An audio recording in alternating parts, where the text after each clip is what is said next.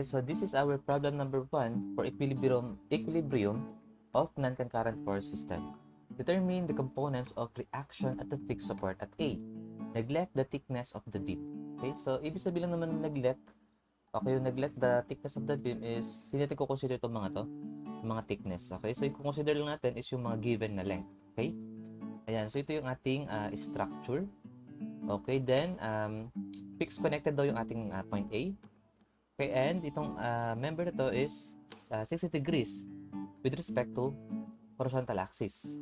Ganito yung mga loadings natin. So, as you can see here, and merong mga letter I. Okay, so hindi po yung letter I, okay? So, kapag trinade natin yan, pag ganito yan. Okay? And then ito, fix. Okay, then sabihin natin, dalawa sila na ganyan. Yan. Yan. Parang ganyan na. Okay? Then ito po, mga beam yan. Okay? Yan yung letter I na sinasabi ng iba. Okay? So, ang tawag po dyan is white flange. Or it depends. Okay, kapag sobrang nipis nung andito sa taas, ang tawag dun is I-beam. Okay, pero kapag malapad siya, ang tawag dun is white flange. Yan. Ito yung mga natin, mga beam. Tapos meron mga loadings yan, di ba? May sasaluhin yung ating beams. Okay, then ang gagawin kasi natin sa beam na yan, i-isolate natin yan. Yan. Na-isolate natin siya. Okay? Then, kapag in-isolate ng beam na to, okay, meron siyang support, di ba? Yung support na yun is galing dun sa connection. Okay, yan. Yung mga support na to is galing dun sa connection dun sa structure na to. Okay, so ito na yung support. So, kung support yan, kapag inanalyze natin yung beam, magkakaroon yan ng reaction, hindi ba? Then, isusolve natin yung reaction na to. So, kung upward ang reaction dito, then pagpunta natin dito, magiging na siyang downward. Okay, so dyan nagmula yung mga loadings na to. Okay? So, mamaya kasi malito yung iba. Bakit sir merong letter I dyan? Okay, so that is also a structural member. Okay, pag 3D na siya. Pero kapag inanalyze natin siya ng 2D, ganito lang siya. Okay? Then ito, meron siyang cable. May sumusuporta pa rito. Okay, then, ang ginawa natin to sa cable, okay, meron siyang cable dito. Ayan, sider yan. Pag ganyan yung cable. Then, meron siya sigurong support dito. Okay?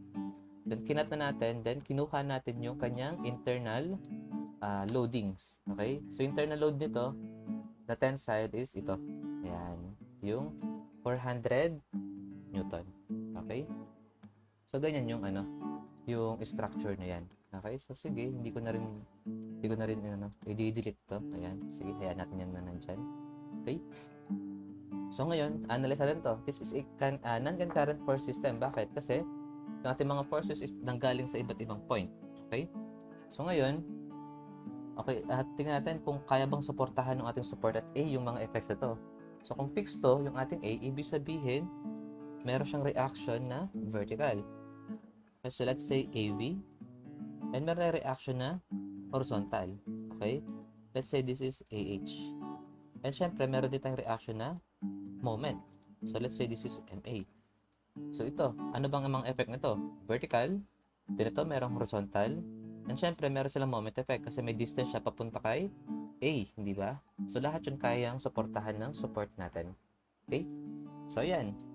So, balik natin yung mga gagamit nating equation. So, summation of forces vertical is equals to 0. Summation of forces horizontal is equals to 0. And summation of moment. So, gaya lang sa parallel force system, bilangan lang tayong unknowns. Ilan ang unknown natin na vertical? Isa lang. So, okay tayo dyan na mag-start. Ilan yung unknown natin na horizontal? AH. So, okay lang din na mag-start. Ito. Ilan yung unknown natin na moment? MA. So, isa lang.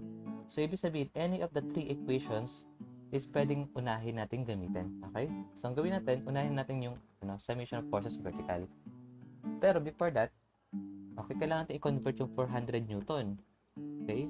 Ang ating 400 Newton is directed downward to the right. Ayan. Okay, so i-convert na natin to. So, 400. Okay, yung horizontal niya. Okay, so siya, next to it. Ibig sabihin, nakadikit. Okay, so kung nakadikit dyan, cosine. So, 400 cosine of 30 degrees. So, 346.41. So, 346.41. Then, ito namang vertical niya, opposite, so sine. So 200. Okay, so this is Newton. Yan. So now, gamit natin yung summation of forces. Vertical is equals to 0. Upward is positive. So positive ang AV. Okay. Then negative yung 200 na tatlo. Okay, so 200 multiplied by 3 kasi tatlo.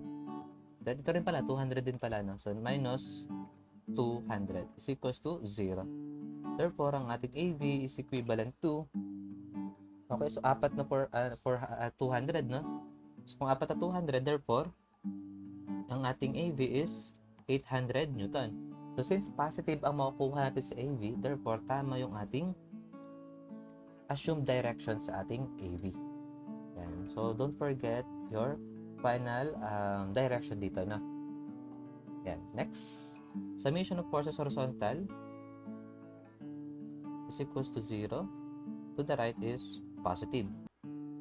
So, AH is positive kasi to the right. So, positive AH. Then, positive din ang 346.41.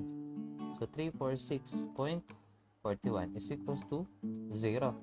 Therefore, ang ating AH dito is magiging negative 346.41 Newton. Okay, so bakit siya naging negative? Kasi mali yung ating direction. Di ba ang purpose ng equilibrium is to resist? Okay, to resist or to oppose the effect of the resultant, okay, or the forces. Yung effect ng ating force dito is to the right. So, dapat daw ang ating AH is to the left.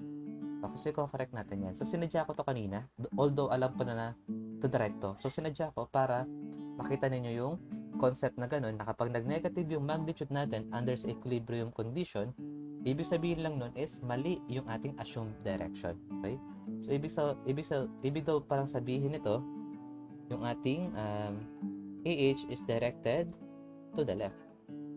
Okay? So, kung directed to the left yan, so tama natin yan. So, AH is equals to 346.41 Newton, then directed to the left. Ito yung sinasabi ko sa inyo na kailangan nilalagay nyo yung final direction nyo dito. Kasi nga, ito, yung mga sinusulat natin sa, free body diagram is assumption lang. Hindi pa tayo sure doon. Magiging sure lang tayo kapag ginawa na natin yung solution, okay? Or yung analysis. Okay? So, sir, paano kung ginawa ko na siyang to the left ng una pa lang?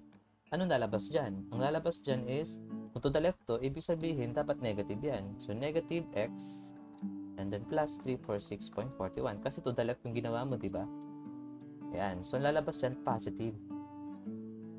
Diba? Kapag positive, ibig sabihin, tama na yung direction na ginawa mo. Okay? So, sa madaling salita, pwede kang mag-assume ng mga direction. Itatama ka lang ng solution mo. Okay? So, next, moment na tayo. So, summation of moment. So, saan tayo mag-moment? Kahit saan namang point eh. Okay? Pero mas maganda, mag-moment na lang tayo sa A. Summation of moment at A is equals to 0. Clockwise is positive. Okay? Ayan. So, bago yun, kasi syempre, involved na dito yung mga dimension or distances eh. Kapag nag-moment ng 200, hindi lang basta 1 meter yung dimension gagamitin or moment arm. Kailangan natin kunin to. Ayan. Itong distance na to. Okay?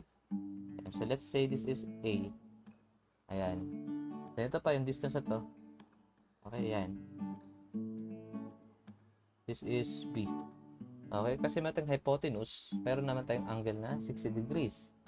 Sabihin, makuha natin yung A and B basta kotowa. Okay?